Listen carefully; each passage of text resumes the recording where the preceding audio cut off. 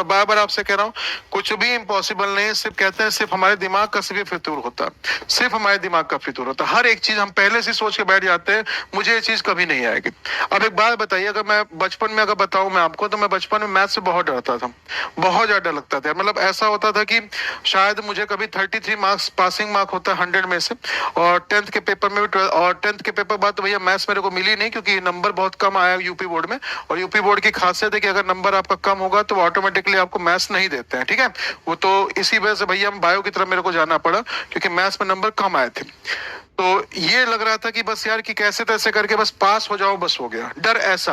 और लेकिन जब मैथ्स को एग्जैक्टली सही में जब पढ़ना शुरू किया यार, तो इतनी बढ़िया में लगी मेरे को मैथ्स। मैंने कहा पहले मैं क्यों नहीं पढ़ा, अगर पहले पढ़ता तो जो पेपर मेरे कई बार जो निकले कंपटीशन जो दे के मैं निकाला हूं, वो कंपटीशन और जल्दी निकल जाता। तो किसी चीज जब तक आप गो थ्रू नहीं होते ना, देखिए दो चीजें होती जिंदगी में, हमेशा इस चीज को ध्यान रखिएगा। एक होता है मेनिया, दूसरा होता है फोबिया। मेनिया मतलब किसी की लत लग जाना, पागलपन हो जाना, और फोबिया किसी चीज का डर होना। तो कहते हैं जब तक फोबिया आपके पास तब तक मेनिया नहीं आ सकता। उस फोबिया कहते हैं फोबिया को इस तरीके से कहते हैं ना, उस फोबिया से इस तरह से खेलिए कि वो फोबिया मेनिया में कन्वर्ट हो जाए। जिसको छोटी सी लाइन अगर समझ में अगर आ गई बाबू, समझ ली जिंदगी में कुछ भी उसके लिए कहते हैं टफ नहीं रहेगा, हर चीज उसके लिए आसान है। फोबिया को मेनिया में कन्वर्ट करिए, ठीक है। जिस चीज से डर लगता है उससे गो थ्रू होइए।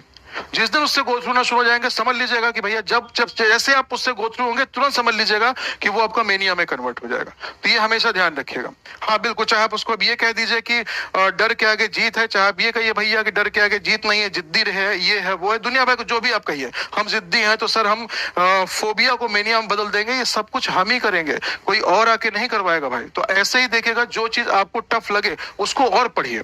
कब तक नहीं आएगा यार, जितना दिमाग हमारे पास है उतना ही आप सबके पास, उतना पूरी धरती में सबके पास है। कोई पढ़ के भैया आर्यभट्ट और श्री रामानुजम बन जाता है, और कोई पढ़ के भैया कोई कुछ और बन जाता है। तो कैसे पढ़ाई करते, किस तरह से आप करते हैं, वो सिर्फ हमारे ऊपर डिपेंड करता है, ठीक है भाई।